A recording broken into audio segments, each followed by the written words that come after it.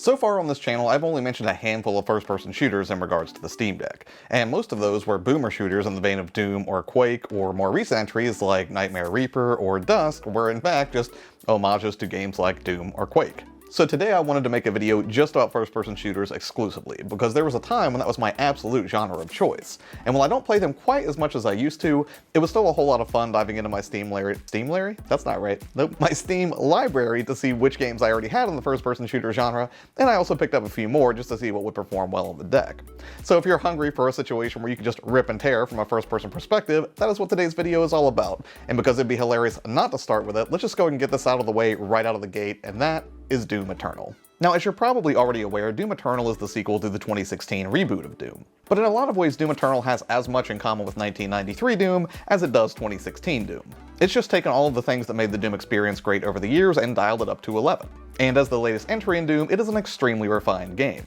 Not just directly in the moment-to-moment action as you glide around blasting, glory killing, and chainsawing all manner of Hell's minions, but everything surrounding it too is polished to near perfection. The menus are streamlined and simple to navigate, the controls are easy to remember, and the balancing act of choosing when to perform a glory kill to refill your health versus a chainsaw finisher to restock your ammo, all while dodging and dispatching waves of hellspawn, is some of the most fun I've had in any video game. Doom is, at its core, one of the most video games I've ever played, and while it leans way more heavily into destroy than search this time around, there are still a ton of secrets, unlockables, and rewards to warrant multiple returns. Particularly since some of the early promos for the Steam Deck featured Doom Eternal, and having now played it on the deck, I can assure you that it runs not just great, but almost flawlessly, and certainly better than if you'd play one of these modern Dooms on the Switch. And I'm not saying that to throw shade at the Nintendo Switch, I'm saying it because I personally beat Doom 2016 on the Switch, and while it's an incredible port and certainly playable, between the two, if you had to choose which one you were going to play Doom on, I feel like it's absolutely no contest and the deck wins out every time. Which honestly makes sense given the power difference, but also it is a fully blown verified title for the deck.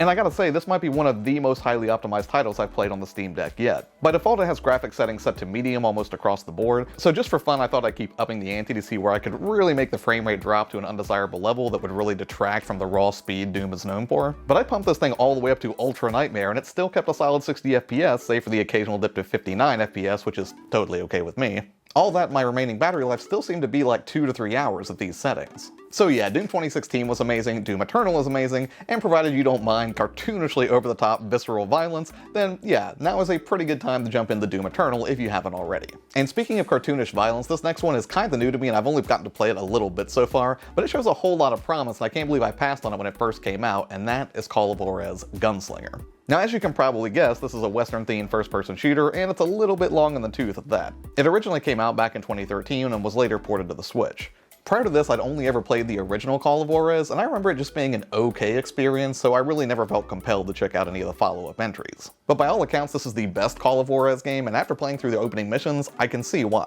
Set in Abilene, Kansas in 1910, Gunslinger has you stepping into the role of the bounty hunter Silas Greaves. After entering a bar, you begin telling tales of your exploits and subsequently playing through some of those engagements. All while some pretty excellent voiceover narration adds additional context to the goings-on as you blast your way through various conflicts, starting with the Lincoln County War. It's all presented in a cel-shaded style, but it's a much more subtle use of the technique than what you might see in a game like Jet Set Radio, and ultimately it was a lot more visually polished than I was expecting. But more than the graphics, the shooting here feels absolutely top shelf. Every kill, and stylized kill if you land a headshot, earns you XP which you can use to expand Silas's range of abilities when hunting down bad guys. It's all very arcadey in how it feels, but it's also elevated by this rich narrative that blends a fun, fictional spaghetti western tale with elements of truth like an alt history of the Old West. Adding to the lore of the game are literal nuggets of truth you can find hidden in the environments, which give you some historical background into the setting or event that you're playing through, which I thought was a really nice touch. I was just so surprised at how tight everything felt in this game, and honestly feel pretty stupid that I disregarded it for so long, assuming it was just a mediocre sort of bargain bin title.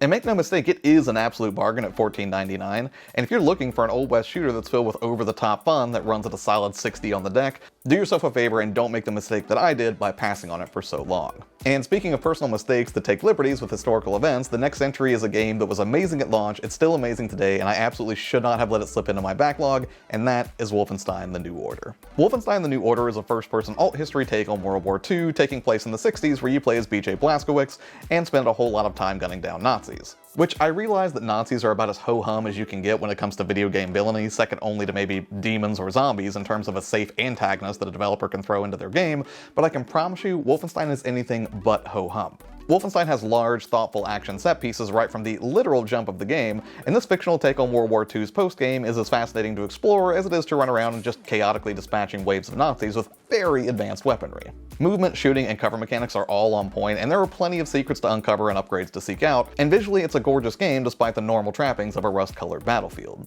On the Steam Deck it runs particularly well, and I found that I could still crank the graphics settings to high and even a little bit beyond. As long as I didn't go crazy with super sampling, I could still have a smooth 60 FPS experience without battery life taking too much of a hit. And out of all the games I played for the purposes of making this video, this was the hardest one to put down by far just because it's extremely well balanced. When the action slows down, engaging story beats ramp up, and so it goes with an addictive harmony that makes it very hard to put down. But if you're just hungry for like a lot more neon lighting in your post-war aftermath adventures, next up is a delightful standalone from the Far Cry universe, and that is Far Cry 3 Blood Dragon. Now I had not touched Blood Dragon since it first came out around 2013 I want to say, but the idea of revisiting it in portable form was just too alluring to pass up for this video. You'll be playing as Cyber Commando Rex Power Colt, and it takes place in a post-nuclear war dystopian 2007, which Ubisoft described as being an 80s VHS vision of the future, which it completely nails with a ridiculous amount of 80s action movie references, plus Rex himself is voiced by Michael Biehn, which pretty much instantly gives it all the street cred that it needs in the 80s parody department. And it's legitimately funny, not just because of the over-the-top dialogue or 16-bit cutscenes,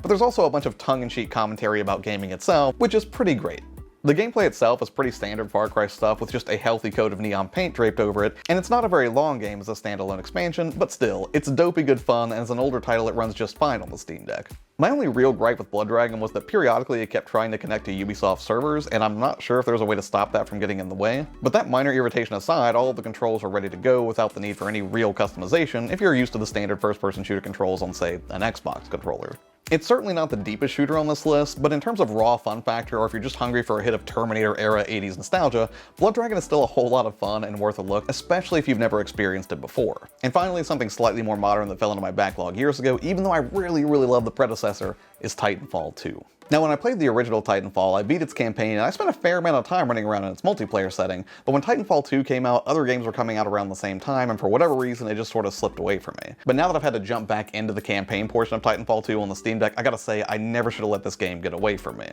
Coming out in 2016, this was a sequel to the original Titanfall from 2014, so if you like a first-person shooter that also has you taking control of just like a giant mechanized battlesuit, you should definitely give this one a look. But crucially, the thing that really makes this stand out is the fact that you don't have to be in the giant mechanized battlesuit to have a good time, because even though you can do incredibly fun things while you're in a Titan, you also have a whole lot of fun just controlling the pilot. The trade-off is that the pilot is very fast and agile and gets to get up close and personal with enemies, and on the flip side, whenever you take control of a Titan, you get to engage in combat with heavier, more bombastic armaments. And while for most of the entries on this list I would say that the gameplay is what struck me more than anything, one of the things that really got me more about Titanfall 2 was the incredible dialogue that happens between Jack Cooper and the Titan that you've assumed control of. Now I won't go through the events leading up to you assuming control of this Titan because I feel like that would be trudging into spoiler territory, but still, once you finally make this connection, the dialogue that happens between Jack and the Titan is pretty hilarious to listen to. Not to mention I really appreciate the level design in Titanfall 2. It feels like any sequence where you're stuck being a pilot or when you're able to actually engage the Titan's capabilities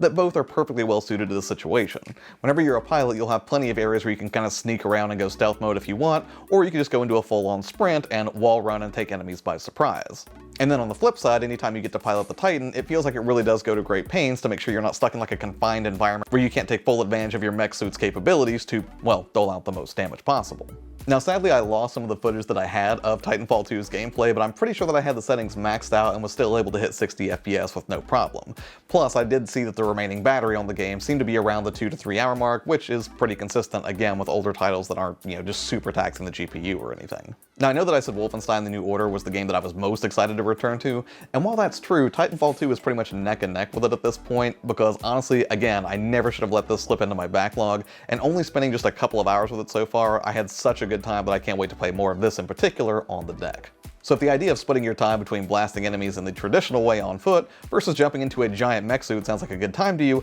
Titanfall 2 should give you a good experience. Now there were some other shooters that I played in getting ready for this video, but ultimately I decided just to focus on these 5 for now and maybe feature the others in a follow-up video at some point, plus a couple of the ones that I played actually worked into a different video that I'm doing here in a couple weeks, so yeah, there are still plenty more first-person shooters that you can play and enjoy on the deck, but this is what I'm sticking with for now. Alright, so that's it for this one, but hey, what about you? Are there any first-person shooters you've played on the deck that you would have just no problem recommending to someone, or any that you're just curious about that you would like to see featured in a future video? Let me know in the comments below. As always, thank you for taking the time out of your day to watch these videos. I really appreciate it because it takes a ton of time to kind of keep content rolling every Tuesday and Thursday. As always, have a great day, and I will see you on the next one.